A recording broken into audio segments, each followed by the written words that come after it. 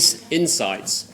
It's my pleasure to welcome Professor Alex Edmans, who's going to talk about the social responsibility of business.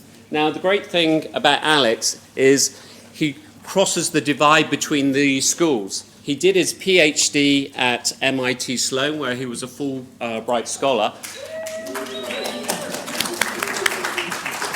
And not only that, he's the multi-award-winning Professor of Finance here at London Business School. I give you Professor Alex Edmans.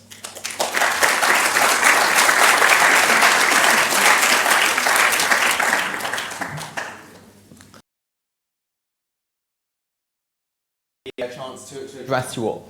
So what I want to do over the next 20 minutes is to address just one question, but I believe it's a fundamental and important one. And this question is, why do businesses exist? What is the purpose of an organization? Is the purpose to earn profit, or is it to serve a purpose? Do businesses exist for shareholders, or do they exist for society, for customers, employees, and the environment? Well, the conventional view is exclusively to earn profit.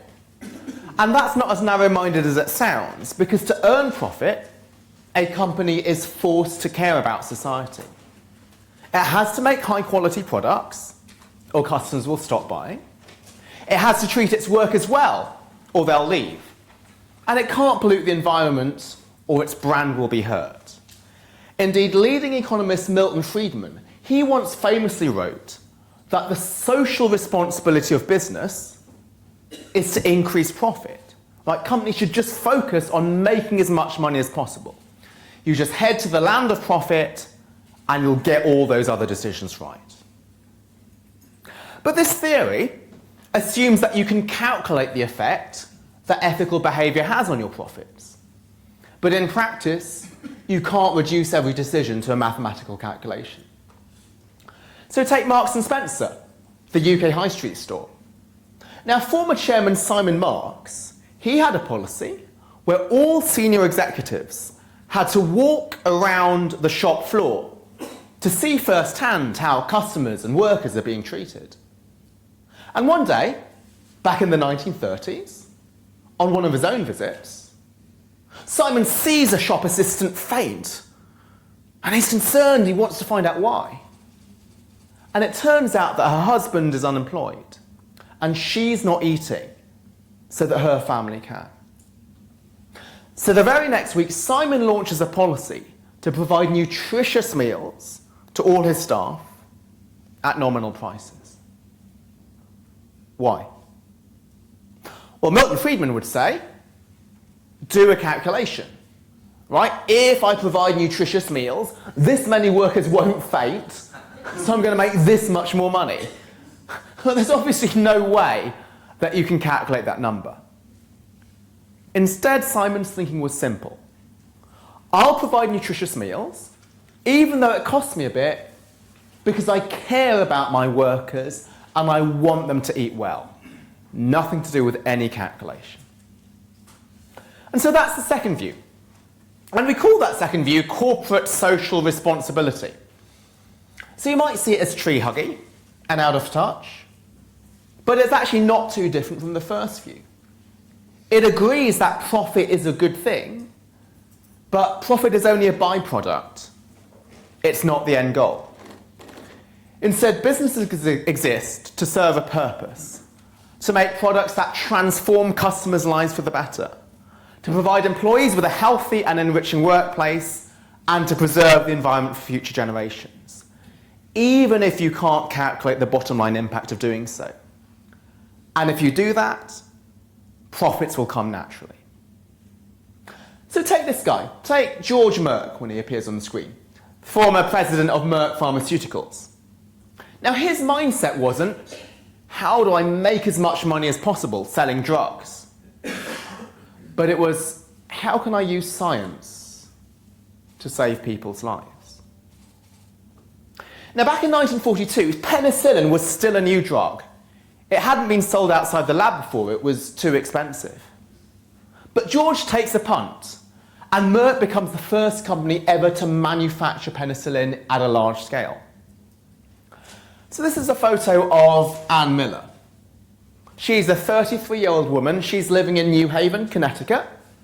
Her husband is Ogden Miller, the Yale University athletics director. But on March the 14th, 1942, Ann lies dying in a hospital bed.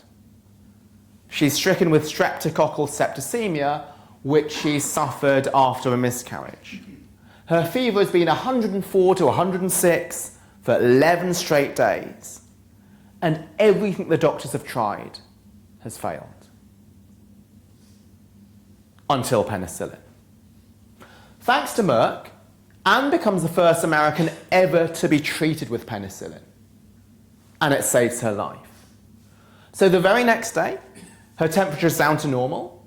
She makes a complete recovery. She goes on to living 90 years old and having 3 sons. And after that, Merck then shares the secrets of how to make penicillin with its competitors. Why give away your competitive secrets? Because Merck wanted to make sure that enough penicillin was produced to save lives in World War II. As George Merck said, we try never to forget that medicine is for the people. It is not for the profits. The profits follow, and if we have remembered that, they have never failed to appear. So what is the bite-sized insight I'm trying to give you? Just serve a purpose, and the profits will follow? Sounds too good to be true. Right? It's a nice idea, but where's the evidence? Right? How do you know I haven't just handpicked 2 companies because they support what I say? So what I wanted to gather was systematic evidence, not just 2 case studies, but look across the board. And this is actually a project that I started when I was doing my PhD back at MIT Sloan. So what I wanted to look at is, do socially responsible firms actually perform better, or are they just tree-huggy firms which are distracted from the bottom line? But how do you measure social responsibility? Well, I chose to look at employee satisfaction. Now, that is only one measure. It's not the only thing that's important. There's the environment and there's communities. But I focused on employee welfare because I had a very good measure of this. And this was the list of the 100 best companies to work for in America. Well, this list had a lot of advantages. So it's available from 1984, so I have tons of data. And it's also very thorough.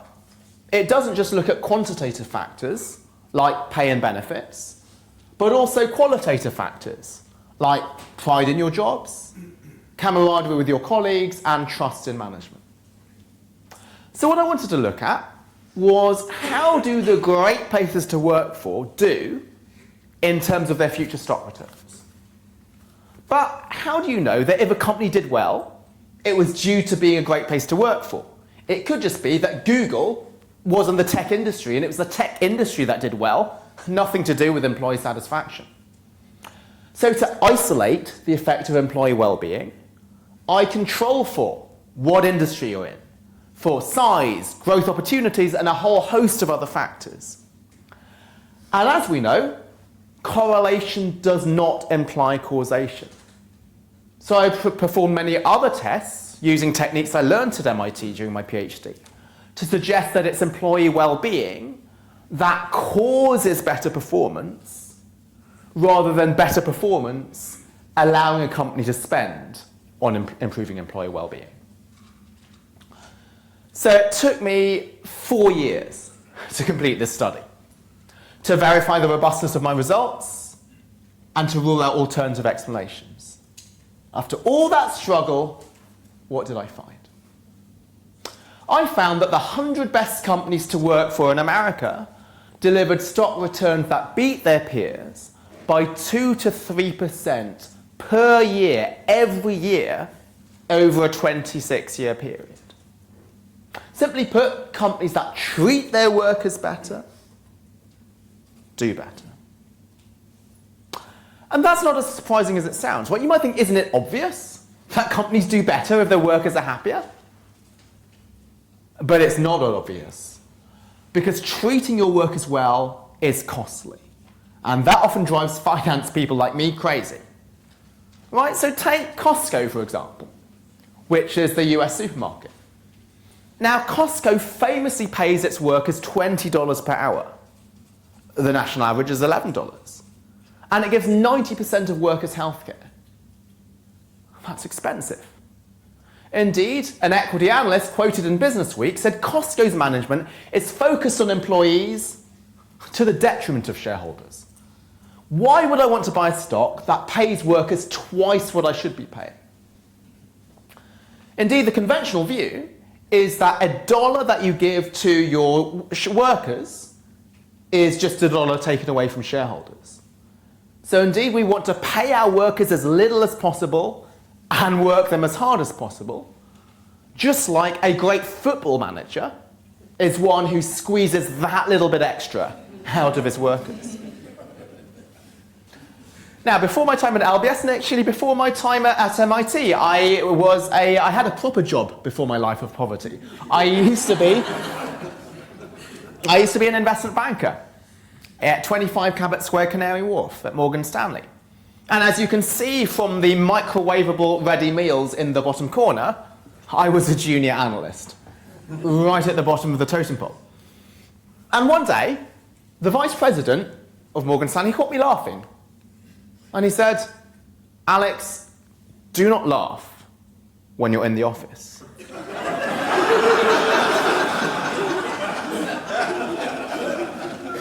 "I am banning you from laughing." And I asked, "Why?" And he said, "If you're too happy, the managing director will think that I am not a good vice president because I'm not working you hard enough." And so this is serious stuff. We think that great managers are those that squeeze as much as possible out of your workers. But this research suggests the opposite. And as Costco's former CFO, Richard Galanti, said, from day one, we've run the business with the philosophy that if we pay better than average, provide a salary people can live on, have a positive environment and good benefits, we'll be able to hire better people, they'll stay longer, and they'll be more efficient. Now, I've only looked at one dimension of social responsibility, employee well-being, but there's other important dimensions as well. So some of you will work in marketing. I know we've got some marketing speeches later on today. And one measure is the American Customer Satisfaction Index. Now, this measure, we found that companies that are high on this measure deliver stock returns that are triple those of the standard S&P 500. And moving on from this to look at sustainability more generally, some of you might know the work by my LBS colleague Yanis Yanu with some colleagues at HBS. And what they found was that firms that implement high sustainability policies, they deliver superior stock returns to their rivals. And indeed, recently in the Wall Street Journal, there was a debate, does socially responsible investing make financial sense? And I was taking the yes side in this. There is systematic evidence that being responsible towards society is not just fluffy. It has a real bottom line impact. And these findings are incredibly freeing because they suggest that as managers, as you all are, right, you can take ethical decisions without doing a calculation, without expecting anything in return, to do things for intrinsic and not instrumental value. Because even though profits were not the motivation for ethical behaviour, they typically manifest anyway. Caring about society is not at the expense of profit, it supports profit. Now, you all in the room are not just managers, but you are all investors as well. Some of you are professional investors, but some of you will just invest your personal portfolio. And these findings also have implications for your investment behaviour. Because as investors, you have the power to put your money into companies that reflect what you would like to see in the world.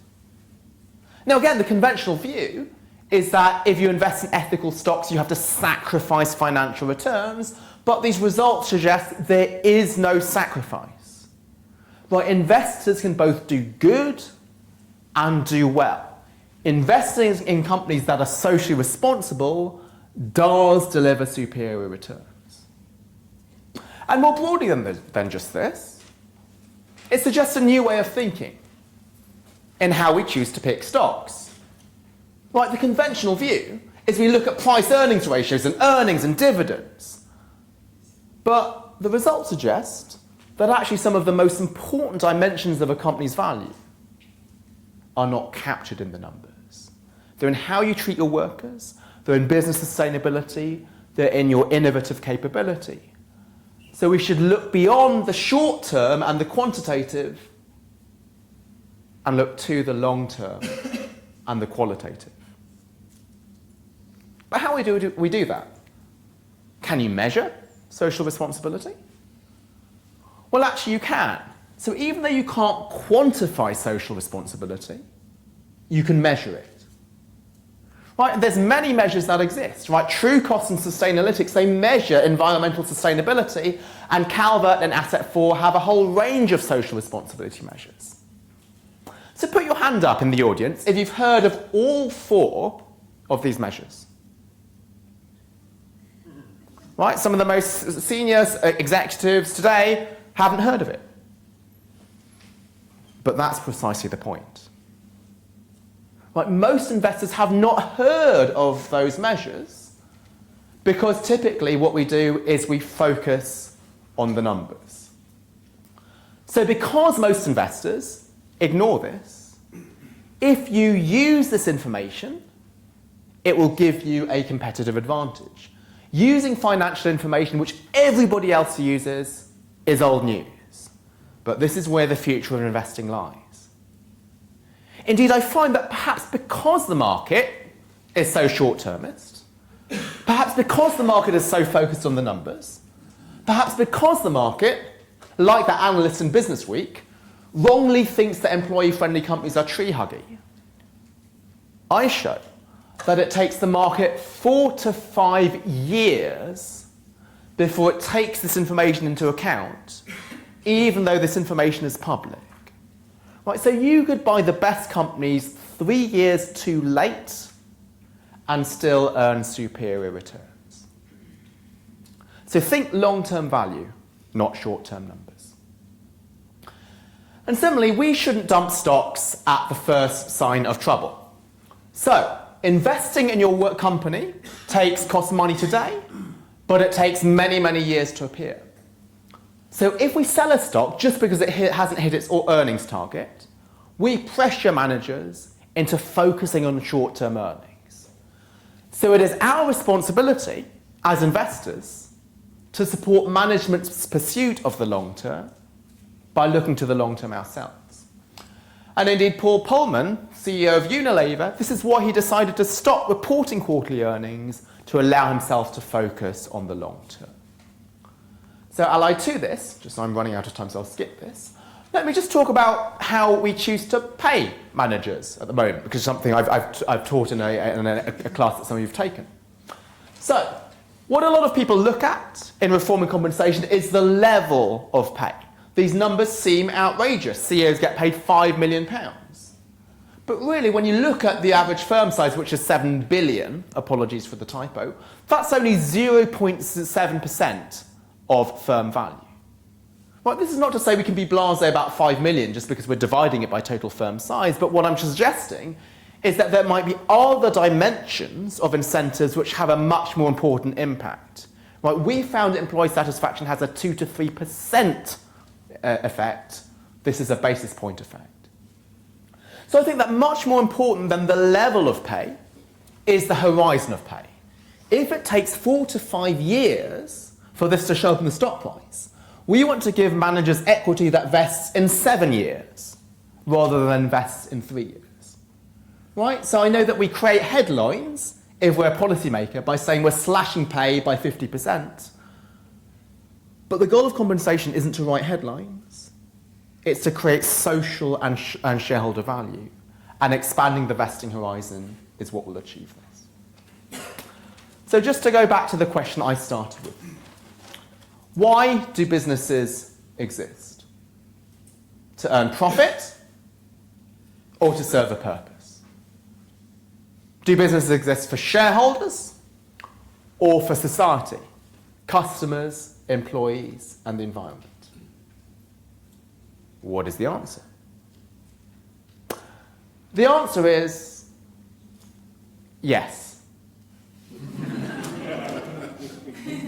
But how can you answer yes to a multiple choice question? Because it's not multiple choice. It's not zero sum. It's not either or. It's both and. Businesses exist to serve society. And by doing so, and only by doing so, will they generate profit in the long run. To reach the land of profit, follow the road of purpose. Thank you very much for your attention.